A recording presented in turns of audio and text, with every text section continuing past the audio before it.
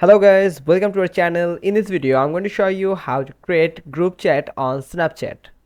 First, you have to open your Snapchat application on your Android device or iOS device.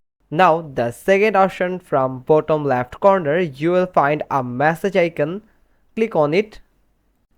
Now, you have to click on the three dot button of the top right corner. From here, you can see new chat. Click on it. Then click on new group, chat with up to 200 friends. That's when you can add up to 200 friends in this group. Now you can name your group from here. Tap here and select a name for your group.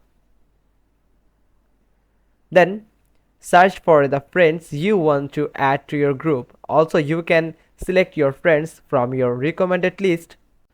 After selecting your friend, just here you can see a button that are chat with group. Now click on it and here you can see the group has successfully created. And that's how you can create a group on Snapchat, and you can hang out with your friends and you can share snaps with each other in this group. Hope you found this video helpful. If so, then give us a thumbs up. Don't forget to subscribe our channel. Click on the bell icon and we will get back to you soon with another informative video. And happy snap, have fun.